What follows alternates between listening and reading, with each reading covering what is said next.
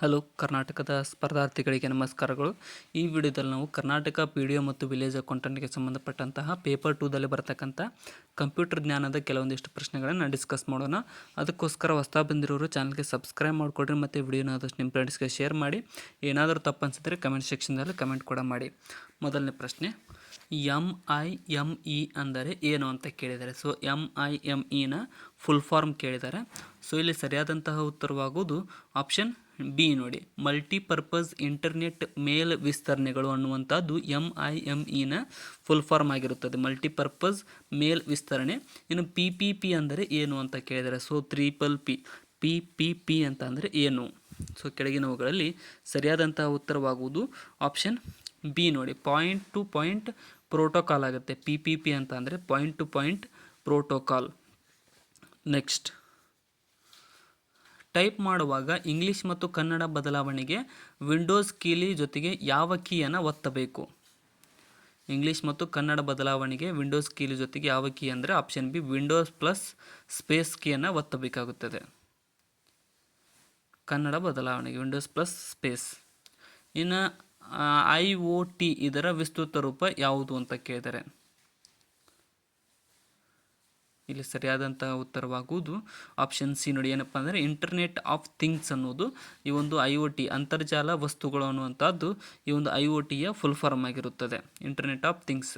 ಇನ್ನು ಕೆಳಗಿನವುಗಳನ್ನು ಹೊಂದಿಸಿ ಬರೆಯಿರಿ ಅಂತ ಕೇಳಿದರೆ, ಸೊ ಇಲ್ಲಿ ನೋಡಿ ಕೀಬೋರ್ಡ್.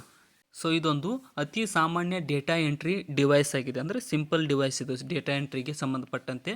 ಮತ್ತು ಲೈಟ್ ಪೆನ್ ಅನ್ನುವಂಥದ್ದು ಎಲೆಕ್ಟ್ರೋ ಆಪ್ಟಿಕಲ್ ಪಾಯಿಂಟ್ ಡಿವೈಸ್ ಆಗಿದೆ. ಲೈಟ್ ಪೆನ್ ಒಂದು ಎಲೆಕ್ಟ್ರೋ ಆಪ್ಟಿಕಲ್ ಪಾಯಿಂಟ್ ಡಿವೈಸ್. ಮತ್ತು ಟ್ರ್ಯಾಕ್ ಪ್ಯಾಡ್ ಅಂತ ಏನಪ್ಪ ಅಂತಂದರೆ ಇದೊಂದು ಸ್ಟೇಷನರಿ ಪಾಯಿಂಟಿಂಗ್ ಡಿವೈಸ್ ಆಗಿದೆ ಟ್ರ್ಯಾಕ್ ಪ್ಯಾಡ್ ಅನ್ನುವಂಥದ್ದು. ಇನ್ನು ಮೌಸ್ ಏನಪ್ಪ ಅಂತಂದರೆ ಬಾಲ್ ಮತ್ತು ಬಟನ್ಗಳು ಮೌಸ್ನಲ್ಲಿ ಕಂಡು ಬರುತ್ತವೆ. ಸೊ ಇನ್ನೂ ಯಾರು ಸಬ್ಸ್ಕ್ರೈಬ್ ಮಾಡಿಲ್ಲ ಅಂದರೆ ಸಬ್ಸ್ಕ್ರೈಬ್ ಮಾಡಿಕೊಡ್ರಿ ಮತ್ತು ವಿಡಿಯೋನ ಕೊನೆವರೆಗೂ ನೋಡಿ. ಡೈಲಿ ಬರ್ತಾ ಇರತಕ್ಕಂಥ ಸಿರೀಸ್ ವಿಡಿಯೋ ಕೂಡ ನೋಡ್ತಾ ಇರಿ. ನೆಕ್ಸ್ಟ್ ಕ್ವಶನ್, ಇನ್ನು ಗಾತ್ರಕ್ಕೆ ಅನುಗುಣವಾಗಿ ದತ್ತದ ಕ್ರಮ ಏನು ಅಂತ ಕೇಳಿದ್ದಾರೆ. ಸೊ ಸೈಜ್ಗೆ ಅನುಗುಣವಾಗಿ ದತ್ತದ ಕ್ರಮ, ಡಾಟಾದ ಕ್ರಮ ಏನು ಅಂತ. ಇಲ್ಲಿ ಸರಿಯಾದ ಉತ್ತರ ಆಪ್ಷನ್ ಬಿ ನೋಡಿ, ಅಕ್ಷರ ಅದಾದಮೇಲೆ ಫೀಲ್ಡ್, ರೆಕಾರ್ಡ್, ಕಡತ, ಡೇಟಾಬೇಸ್. ಇದು ಒಂದು ಡಾಟಾದ ಒಂದು ಕ್ರಮವಾಗಿದೆ ಗಾತ್ರಕ್ಕೆ ಸೈಜ್ಗೆ ಅನುಗುಣವಾಗಿ. ಇನ್ನು CPU ವೇಗವನ್ನು ಅಳೆಯುವುದು ಯಾವುದರಿಂದ? CPU ಸೆಂಟ್ರಲ್ ಪ್ರೊಸೆಸಿಂಗ್ ಯೂನಿಟ್ನ ವೇಗವನ್ನು ಯಾವುದರಿಂದ ಅಳೆಯಲಾಗುತ್ತದೆ ಅಂತ ಅಂದರೆ ಇಲ್ಲಿ ಸರಿಯಾದ ಉತ್ತರ ಆಪ್ಷನ್ ಸಿ ನೋಡಿ, ಪ್ರತಿ ಸೆಕೆಂಡ್ಗೆ ಇರುವ ಗಡಿಯಾರದ ಚಕ್ರಗಳಿಂದ ಈ ಒಂದು CPU ವೇಗವನ್ನು ಅಳೆಯಲಾಗುತ್ತದೆ. ಅತಿ ವೇಗದ ಮೆಮೊರಿ ಪ್ರಕಾರ ಯಾವುದು? ಸ್ಪೀಡ್ ಮೆಮೊರಿ ಇದರಲ್ಲಿ ಯಾವುದು? ಇಲ್ಲಿ ಸರಿಯಾದಂತಹ ಉತ್ತರವಾಗುವುದು ಆಪ್ಷನ್ ಬಿ ನೋಡಿ, ಕ್ಯಾಚ್ ಮೆಮೊರಿ ಅನ್ನುವಂಥದ್ದು ಒಂದು ಸ್ಪೀಡ್ ಮೆಮೊರಿ ಆಗಿದೆ, ಅತಿ ವೇಗದ ಮೆಮೊರಿ ಆಗಿರುತ್ತದೆ ಕ್ಯಾಚ್ ಮೆಮೊರಿ. ಇನ್ನು ವಿಶ್ವಾಸಾರ್ಹ ಎಂದು ಸೋಗು ಹಾಕುವ ಮೂಲಕ ಸೂಕ್ಷ್ಮ ಮಾಹಿತಿಯನ್ನು ಕದಿಯುವ ಸೈಬರ್ ಅಪರಾಧಕ್ಕೆ ಏನೆಂದು ಕರೆಯುತ್ತಾರೆ? ಇಲ್ಲಿ ಆಪ್ಷನ್ ಡಿ ನೋಡಿ, ಫಿಶಿಂಗ್ ಅಂತ ಕರೀತಾರೆ ಇದಕ್ಕೆ.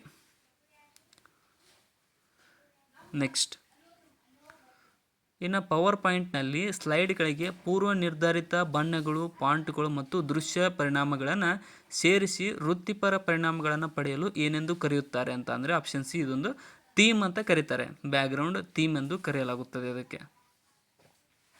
ವೃತ್ತಿಪರ ಒಂದು ಪರಿಣಾಮಗಳನ್ನು ಪಡಿಬೇಕಂತಂದರೆ ಥೀಮ್. ಡಿಸ್ಕ್ರಿಪ್ಷನ್ ಒಳಗೆ ಇರತಕ್ಕಂಥ ನಮ್ಮ channel Instagram, Telegram, Facebook, WhatsApp Threads ಲಿಂಕನ್ನು ಕೂಡ ಫಾಲೋ ಮಾಡಿಕೊಡ್ರಿ. ಇನ್ನು ಎಕ್ಸೆಲ್ನಲ್ಲಿ ಸಂಪೂರ್ಣ ಉಲ್ಲೇಖ ಕೋಶವನ್ನು ಸೂಚಿಸಲು ಬಳಸ್ತಕ್ಕಂಥ ಚಿಹ್ನೆ ಯಾವುದು? ಎಕ್ಸೆಲ್ನಲ್ಲಿ ಸಂಪೂರ್ಣ ಕೋಶವನ್ನು ಅಂದರೆ ಆಪ್ಷನ್ ಡಿ, ಡಾಲರ್ನ ಬಳಸಲಾಗುತ್ತದೆ, ಡಾಲರ್ ಚಿಹ್ನೆಯನ್ನು ಬಳಸಲಾಗುತ್ತದೆ. ಎಕ್ಸೆಲ್ ಶೀಟ್ ಅದು, ಸಾರಿ ತಪ್ಪಾಗಿದ್ದಲ್ಲ ಸ್ಪೆಲ್ಲಿಂಗ್, ಎಕ್ಸೆಲ್ ಶೀಟಲ್ಲಿ. ನೆಕ್ಸ್ಟ್, 13 ದ್ವಿಮಾನ ಪದ್ಧತಿಗೆ ಪರಿವರ್ತಿಸಿದಾಗ ಏನಾಗುತ್ತದೆ? 13 ದಶಮಾಂಶ ಪದ್ಧತಿಯಲ್ಲಿದೆ, ಅದನ್ನು ಬೈನರಿ ಡಿಜಿಟ್ಗೆ ಕನ್ವರ್ಟ್ ಮಾಡಿದಾಗ ಬರ್ತಕ್ಕಂಥ ಉತ್ತರ ಆಪ್ಷನ್ ಬಿ ನೋಡಿ, 1101 ಅನ್ನುವಂಥದ್ದು ಕಂಡು ಬರುತ್ತೆ ದಶಮಾಂಶ ಪದ್ಧತಿಗೆ. ನೆಕ್ಸ್ಟ್, ಬೈನರಿ ಪದ್ಧತಿಯಲ್ಲಿ. ಇನ್ನು ಸೆಕೆಂಡರಿ ಸ್ಟೋರೇಜ್ನ ಗುಣಲಕ್ಷಣಗಳು ಏನು ಅಂತ ಕೇಳಿದ್ದಾರೆ. ಸೆಕೆಂಡರಿ ಸ್ಟೋರೇಜ್ನ ಗುಣಲಕ್ಷಣಗಳು ಕೆಳಗಿನವುಗಳಲ್ಲಿ ಆಪ್ಷನ್ ಬಿ ನೋಡಿ, ಹೆಚ್ಚು ಸಂಗ್ರಹಣಾ ಸಾಮರ್ಥ್ಯ, ಕಡಿಮೆ ವೇಗ, ಕಡಿಮೆ ಬೆಲೆ ಅನ್ನುವಂಥದ್ದು ಸೆಕೆಂಡರಿ ಸ್ಟೋರೇಜ್ನ ಗುಣಲಕ್ಷಣಗಳಾಗಿರುತ್ತವೆ. URL ಹೆಸರಿನ ಭಾಗಗಳ ಸರಿಯಾದ ಕ್ರಮವನ್ನು ಗುರುತಿಸಿರಿ. URL ಇಲ್ಲಿ ಸರಿಯಾದಂಥ ಉತ್ತರ ಆಪ್ಷನ್ ಎ ನೋಡಿ. ಪ್ರೋಟೋಕಾಲ್, ಡೊಮೈನ್ ಹೆಸರು ಮತ್ತು ಪಾತ ಮತ್ತು ಕಡತ ಕಡತ ಹೆಸರು ಇವೆಲ್ಲಗಳು URLನ ಹೆಸರಿನ ಭಾಗಗಳ ಸರಿಯಾದ ಕ್ರಮವಾಗಿದೆ. MS Excel ಸೆಲ್ ಕಂಟೆಂಟ್ ಸಾಮಾನ್ಯವಾಗಿ ಯಾವ ರೀತಿ ಹೊಂದಿಕೊಂಡಿರುತ್ತದೆ? MS Excelನ ಸೆಲ್ ಕಂಟೆಂಟ್ ಸಾಮಾನ್ಯವಾಗಿ ಯಾವ ರೀತಿ ಅಂತಂದರೆ ಆಪ್ಷನ್ ಸಿ, ಟೆಕ್ಸ್ಟ್ ಎಡಕ್ಕೆ ಹಾಗೂ ಸಂಖ್ಯೆಗಳು ಬಲಕ್ಕೆ ಹೊಂದಿಕೊಂಡಿರುತ್ತವೆ. ಟೆಕ್ಸ್ಟ್ ಎಡಕ್ಕೆ ಮತ್ತು ಸಂಖ್ಯೆಗಳು ಬಲಕ್ಕೆ. ಈ ಕೆಳಗಿನವುಗಳಲ್ಲಿ ಯಾವುದು ವೆಬ್ ಬ್ರೌಸರ್ ಅಲ್ಲ? ಯಾವುದು ಒಂದು ವೆಬ್ ಬ್ರೌಸರ್ ಆಗಿರುವುದಿಲ್ಲ. ಇಲ್ಲಿ ಸರಿಯಾದಂಥ ಉತ್ತರ ಆಪ್ಷನ್ ಸಿ ನೋಡಿ. ಲಿನಕ್ಸ್ ಅನ್ನುವಂಥದ್ದೊಂದು ವೆಬ್ ಬ್ರೌಸರ್ ಆಗಿರುವುದಿಲ್ಲ. ಯಾಹೂ, ಗೂಗಲ್ ಕ್ರೋಮ್ ಮತ್ತು ಒಪೆರಾ ಇವೆಲ್ಲಗಳು ವೆಬ್ ಬ್ರೌಸರ್ಗಳಾಗಿವೆ. ನೆಕ್ಸ್ಟ್, ಅಂತರ್ಜಾಲದ ಪ್ರಾರಂಭವು 1969ರಲ್ಲಿ US ರಕ್ಷಣಾ ಇಲಾಖೆಯಿಂದ ಡ್ಯಾಶ್ ಎಂಬುದು ವಿಕೇಂದ್ರೀಕೃತ ಜಾಲವಾಗಿತ್ತು. ಇಲ್ಲಿ ಆಪ್ಷನ್ ಡಿ ನೋಡಿ. ಅರ್ಪಾನೆಟ್ ಅನ್ನುವಂಥದ್ದು ಅಂತರ್ಜಾಲದ ಪ್ರಾರಂಭದ 1969ರಲ್ಲಿ US ರಕ್ಷಣಾ ಇಲಾಖೆಯಿಂದ ಒಂದು ವಿಕೇಂದ್ರೀಕೃತ ಜಾಲವಾಗಿತ್ತು. ಇದು ನುಡಿ 6.0 ಆವೃತ್ತಿಯಲ್ಲಿ ವಾರ್ತೆಗಳು ಪದದ ಕೀ ಅನುಕ್ರಮ ಏನು? ವಾರ್ತೆಗಳು ಅನ್ನುವಂಥದ್ದನ್ನು ಯಾವ ರೀತಿಯಾಗಿ ನಾವು ಟೈಪ್ ಮಾಡಬಹುದು ಅಂತ ಕೇಳಿದ್ದಾರೆ. ಇಲ್ಲಿ ಆಪ್ಷನ್ ಬಿ ನೋಡಿ. ವಾರ್ತೆಗಳು ಅನ್ನುವಂಥ ಆಪ್ಷನ್ ಬಿದಲ್ಲಿದೆಯಲ್ಲ, ಆ ರೀತಿಯಾಗಿ ನಾವು ಟೈಪ್ ಮಾಡಬಹುದು. ನೆಕ್ಸ್ಟ್, ಈ ಕೆಳಗಿನವುಗಳಲ್ಲಿ ಯಾವುದನ್ನು ದ್ವಿತೀಯ ಸಂಗ್ರಹವಾಗಿ ಬಳಸಲಾಗುವುದಿಲ್ಲ? ಇಲ್ಲಿ ಸರಿಯಾದಂತಹ ಉತ್ತರ ಆಪ್ಷನ್ ಎ ನೋಡಿ. ಸೆಮಿ ಕಂಡಕ್ಟರ್ ಮೆಮೊರಿಯನ್ನು ದ್ವಿತೀಯ ಸಂಗ್ರಹವಾಗಿ ಬಳಸಲಾಗುವುದಿಲ್ಲ. ನೆಕ್ಸ್ಟ್, ಇನ್ನು ಗಟರ್ ಮಾರ್ಜಿನ್ ಅಂದರೆ ಏನು ಅಂತ ಕೇಳಿದ್ದಾರೆ.